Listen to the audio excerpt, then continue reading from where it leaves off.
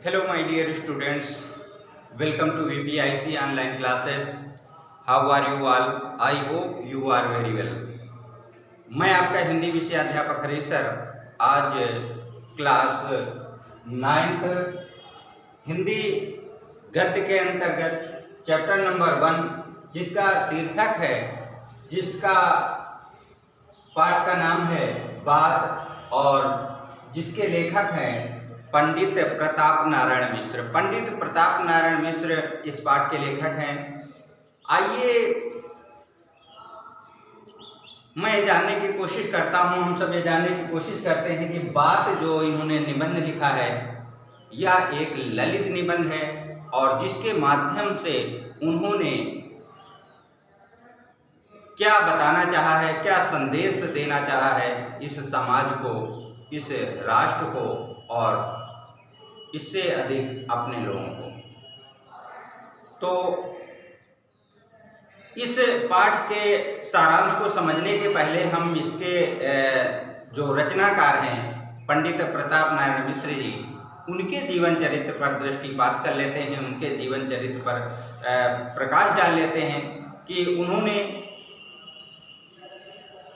उनका जन्म कब हुआ है, उनके पिता का नाम क्या था, उन्होंने कहाँ तक शिक्षा ग्रहण की और उन्होंने कौन कौन सी पत्रिकाओं का प्रकाशन किया, कौन कौन सी रचनाएं लिखी, उनकी भाषा शैली क्या थी और उन्होंने हिंदी साहित्य में क्या योगदान दिया। तो आइए सर्वप्रथम उनके जीवन चरित्र पर दृष्टिपात करने से पहले एक बात आप लोगों को बता दें कि ये जो हिंदी गद्य साहित्य में आज ये चैप्टर 1 लेकर उपस्थित हुआ हूँ, पाठ 1 लेकर उपस्थित हुआ हूँ, इसके पहले आप लोगों को इस पाठ का जो PDF है, हिंदी गद्य साहित्य का जो इतिहास है, उसको आपके पास भेज दिया गया है। आप हिंदी गद्य साहित्य के इतिहास को अपनी फेयर कॉपी में नोट कर लीजिएगा, लिख लीजिएगा। उसके बाद जो भी चीज़ें लिखनी है उसके बाद लिखिएगा और उस हिंदी गद्य साहित्य के बाद आपको पाठ 1 जिसका शीर्षक है बात और जिसके लेखक प्रताप नारायण मिश्र हैं, पहले इनका जीवन परिचय लिखिएगा। उसके बाद इनका जो गद्य वाला भाग है या गद्य खंड है उस पर आधारित जो प्रश्नोत्तर हैं उनको लिखिएगा। तो ये आपको नया लग रहा होगा, आप लोग 8th क्लास से आए हैं, ऐसा कभी हुआ नहीं, ऐसा कभी आप लोगों ने लिखा नहीं और बहुत ज़्यादा हमारा और आपका सानिध्य नहीं मिला है जिससे मैं आपको ये बता सकता कि हिंदी गद्य में क्या होता है, किस प्रकार से। पहले हम लोग प्रश्नोत्तर याद करते थे, लेकिन अब प्रश्नोत्तर आपको नहीं याद करना है। कोई एक गद्य खंड दे दिया जाएगा, इंग्लिश में बोले तो स्टैंजा दे दिया जाएगा, अवतरण दे दिया जाएगा, उसी पर आधारित कुछ अंडरलाइन कर दी जाएंगी, 2-3 पंक्तियों में अंडरलाइन कर दी जाएंगी, रेखांकित कर दिया जाएगा, उनका आपको भावार्थ लिखना पड़ेगा और उसी गद्य खंड से एक प्रश्न का उत्तर लिखना होगा और उसी गद्य खंड वो गद्य खंड कहाँ से लिया गया है, किस पाठ से लिया गया तथा उसके लेखक कौन है, ये 3 प्रश्न उस गद्य खंड से आएंगे। तो आप लोग देखते रहिए, बारीकी से समझते रहिए, आप लोगों को समझ में आ जाएगा, कोई परेशानी नहीं होगी अगर हमारे इस वीडियो के साथ आप चलते हैं तो चलिए आइए शुरू करते हैं। पंडित प्रताप नारायण मिश्र का जीवन परिचय देख लेते हैं। सबसे पहले इनका जीवन परिचय देख लेते हैं। जीवन परिचय में सबसे पहले हम लिखते हैं कि पंडित प्रताप नारायण मिश्र का जन्म कब हुआ था। ये स्मरणीय तथ्य के अंतर्गत आता है। जीवन परिचय में स्मरणीय तथ्य होता है। स्मरणीय तथ्य जब आप लोग अगली क्लास में चले जाओगे इतना नहीं समझाना पड़ेगा, लेकिन अभी आप लोगों के लिए नया होगा इसलिए ज़्यादा अच्छे से समझाना पड़ रहा है। स्मरणीय तथ्य याद रखने वाली चीज़ें हैं, उनमें सर्वप्रथम है इनका नाम जो है पंडित प्रताप नारायण मिश्र है। इनका जन्म कहाँ हुआ सबसे पहले ये लिखते हैं। जन्म इनका कब हुआ है तो जन्म सबसे पहले इनका देख लेते हैं, सन 1856 ईस्वी में हुआ था। कब हुआ था? सन 1856 ईस्वी में हुआ था। उसके बाद यहाँ लिखते हैं इनका जन्म स्थान क्या था, जन्म कहाँ हुआ था, तो जन्म स्थान के रूप में हम लिखेंगे पंडित प्रताप नारायण मिश्र का जन्म बैजे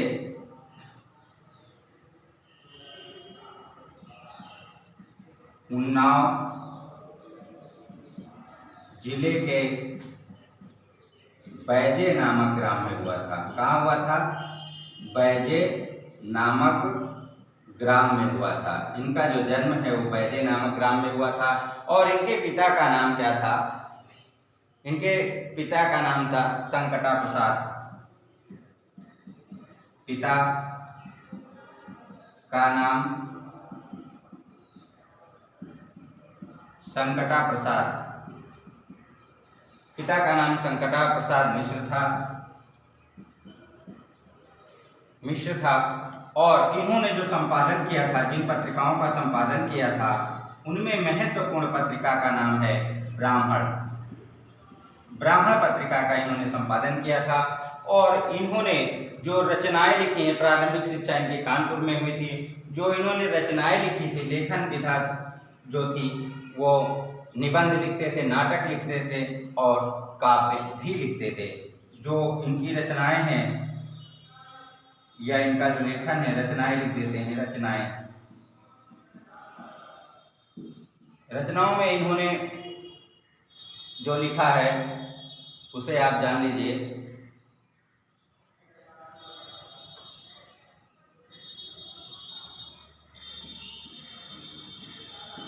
हठी हमीर,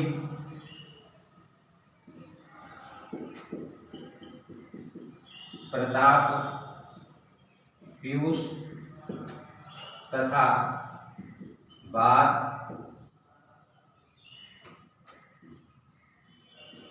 नाक, मुंह, भाव आदि, ये सब उन्होंने लिखा है। ये लिखने का कारण इसके पीछे ये है कि ये जो निबंधकार है वो ललित कला के निबंधकार। ललित कला का मतलब होता है कि ऐसी रचना जिसे पढ़कर आपको हंसी आ जाए, हंसी ना रोक पाए, उसे ललित निबंध कहते हैं। तो इसमें बात है, नाक है, मुंह है, भौं है, मुच्छ है, ये इनके निबंध है। इस प्रकार के ये निबंध लिखा करते थे। उसमें हठी हमीर और प्रताप पीयूष भी शामिल है। तो ये इनका जीवन परिचय रहा। और इनकी जो मृत्यु हुई थी वो बहुत ही कम आयु में इनकी मृत्यु हो जाती है। और लगभग 38 वर्ष के पश्चात उनका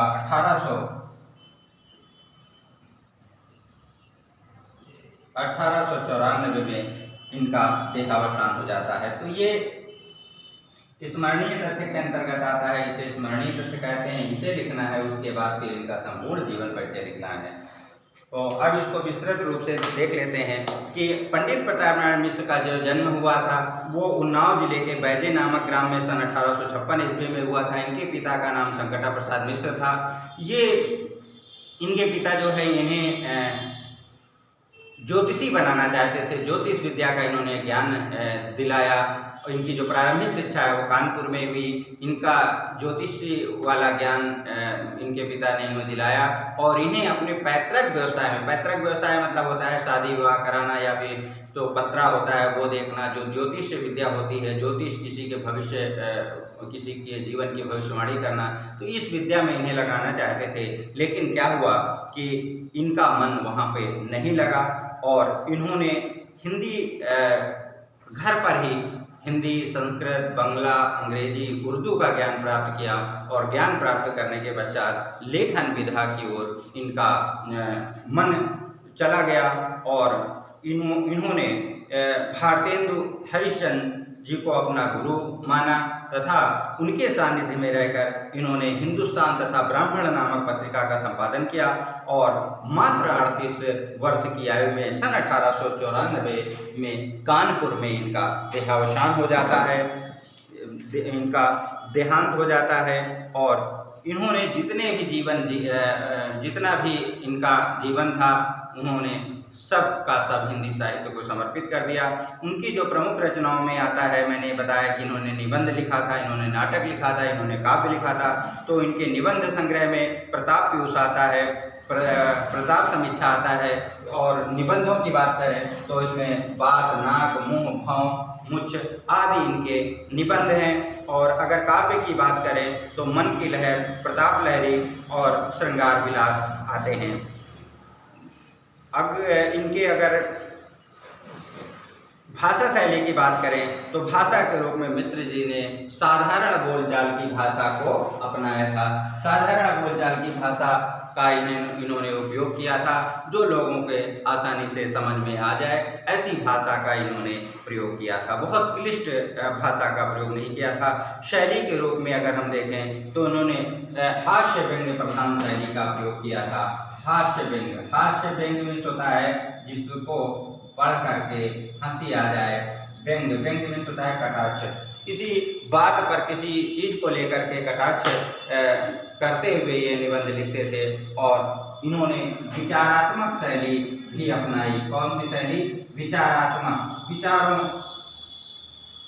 की जिसमें प्रधानता हो उस निबंध शैली को इन्होंने अपनाया। तो हास्य व्यंग्य शैली और विचारात्मक निबंध शैली को इन्होंने अपनाया। तो इस प्रकार से ये आचार्य या पंडित प्रताप नारायण मिश्र का जीवन चरित्र रहा। अब यहाँ पर आके हम देख लेते हैं, इस पाठ पर थोड़ी चर्चा कर लेते हैं, इस पाठ का सारांश जान लेते हैं कि इस पाठ के माध्यम से जो पंडित प्रताप नारायण मिश्र जी थे उन्होंने किस प्रकार का सारांश और उन्होंने क्या संदेश दिया है, इसे देखते हैं। तो यहाँ पर बात पाठ है। बात पाठ का इन्होंने सारांश के रूप में इन्होंने कहा कि यह एक इनका ललित निबंध है जो हास्य व्यंग्य शैली में लिखा गया है। इन्होंने इस निबंध के माध्यम से भारत के गौरवपूर्ण अतीत का स्मरण करते हुए कहा है, पुरानी बातों को याद करते हुए कहा है कि पुराने लोग किस प्रकार के थे, कितने बहुत अपनी बात पर अडिग रहने वाले थे, और उसका स्मरण कराते हुए, उसको याद दिलाते हुए भारतीयों को वचन पालन के लिए प्रतिबद्ध होने के लिए प्रेरित किया है इस निबंध के माध्यम से। उन्होंने कहा है कि यदि हम वैद्य होते तो कफ और पित्त की बात करते, यदि हम भूगोलवेत्ता होते तो किसी देश के जल और वात का वर्णन करते, लेकिन दोनों में से हमारे पास कुछ भी नहीं है। हमारे पास दोनों में से कुछ भी नहीं है, कुछ भी कहने के लिए नहीं है। उन्होंने कहा कि जो बात है वो बहुत छोटी भी हो सकती है, बड़ी भी हो सकती है। बड़ी बात, छोटी बात, सीधी बात, टेढ़ी बात, खोटी बात, मीठी बात, कड़वी बात, भली बात, बुरी बात, सुहाती बात, लगती बात इत्यादि सब बातें ही हैं, और बातों के आधार पर ही हम बात ही हाथी पाँव है, बात ही हाथी पाँव। तो ये उन्होंने व्याख्यायित किया कि बातों से ही हमें कोई उपहार के रूप में, हमें उपहार स्वरूप हाथी प्रदान कर दे, और बातें ही ऐसी कड़वी हो सकती हैं कि जिसके कारण कोई राजा या कोई व्यक्ति हमें अपने हाथी के पैरों के नीचे कुचलवा सकता है। तो उन्होंने कहा है कि बातें ही हाथी पाई, बातें ही हाथी पाँव, अर्थात बातों का ऐसा असर होता है कि आपको उपहार स्वरूप हाथी प्रदान कर दे, और बातों का अगर कड़वी लग जाए तो आपको हाथी के पैरों के नीचे भी कुचलवा सकता है। तो इस प्रकार से उन्होंने कहा बात के काम के भी इसी भांति अनेक देखने में आते हैं। प्रीति, बैर, सब, सुख, दुख, श्रद्धा, घृणा, उत्साह, अनुत्साह आदि जितनी उत्तमता और सहजता बात के द्वारा विदित हो सकते हैं, दूसरी रीति में वैसी सुविधा नहीं है। घर बैठे लाखों कोश का समाचार मुख और लेखनी से निर्गत बात ही बतला सकता है। डाक खाने अथवा तार घर के सहारे ही बात में चाहे जहाँ की जो बात हो जान सकते हैं। इसके अतिरिक्त बात बनती है, बात बिगड़ती है, बात पड़ती है, बात जाती है, बात उखड़ती है, और बात से ही बात बनती है। इन्होंने बात पर ही पूरा अपना ये निबंध समर्पित कर दिया। उन्होंने कहा कि बालकों की तोतली बातें, सुंदरियों की मीठी मीठी प्यारी प्यारी बातें, सत्कवियों की रसीली बातें, सुवक्ताओं की प्रतिभाशालिनी बातें, जिनके भी में जो भी आए वो कह सकता है उसे पशु नहीं पाषाण खंड कहना चाहिए, क्योंकि कुत्ते बिल्ली आदि को विशेष समझ नहीं होती है। लेकिन मनुष्य जो होता है उसके पास स्वविवेक होता है और वह स्वविवेक के आधार पर उन बातों पर अमल कर सकता है, अपनी बातों को दृढ़ता के साथ रख सकता है। बात प्राचीन काल का उदाहरण देते हुए वे कहते हैं कि प्राचीन काल के लोग अपने बात पर अडिग रहते थे, लेकिन आधुनिक समय में लोग अपनी बातों से मुकर जाते हैं। तो बात से ही बात बनती है, बात से ही बात बिगड़ती है, और बात का जो असर है वह हृदय तक भेद जाता है, हृदय बंध जाता है। अगर बात अच्छी लगे तो आपको पुरस्कार भी मिल सकता है, और बात अगर कड़वी लग जाए तो आपको किसी के द्वारा आपकी हत्या भी की जा सकती है। तो बात का ये असर इन्होंने बताया है, और अंत में ये कहते हुए इन्होंने इस निबंध का समापन किया है कि क्या बने बात जहाँ बात बनाए न बने इत्यादि विदग्ध लाभों की लेखनी से निकली हुई बातें सुना के कुछ फुसला लेते हैं, और बिन बात का बतंगड़ समझ के बहुत बात बढ़ाने से हाथ समेट लेना ही समझते हैं कि अच्छी बात है। तो इस प्रकार से ये बात पाठ का सारांश रहा, और इन्होंने बात पाठ के माध्यम से इन्होंने बात की जो वैल्यू है, बात की जो प्रासंगिकता है, उस पर उन्होंने चर्चा की है कि किस प्रकार से हमारे प्राचीन जो मनीषी थे, प्राचीन भारत का जो गौरवपूर्ण इतिहास रहा है, वह किस प्रकार से अपने वचनों पर टिका रहता था। लेकिन आधुनिक समाज में ऐसा नहीं है। उन्होंने पुराने बातों को स्मरण कराते हुए कहा है कि आधुनिक समय में भी ऐसे लोगों को ऐसे ही प्रतिबद्ध होना चाहिए जो अपनी बात पर अडिग रहें। इस प्रकार से मेरे प्यारे बच्चों, आज इस पाठ का समापन होता है। इस पाठ के जीवन परिचय के साथ इसका सारांश भी आप लोगों को बता दिया गया है। अब आपको इस पाठ का जो पाठ पर गद्यांश पर आधारित जो प्रश्नोत्तर है वो कंप्लीट पीडीएफ आपको भेज दी जाएगी, और हिंदी गद्य साहित्य के पश्चात इसका पीडीएफ आप लोग अपनी कॉपी में नोट कर लीजिएगा। तो मिलते हैं नेक्स्ट डे एक नए टॉपिक को आपके समक्ष फिर से चर्चा के लिए लेकर आएंगे। तब तक के लिए थैंक यू वेरी मच।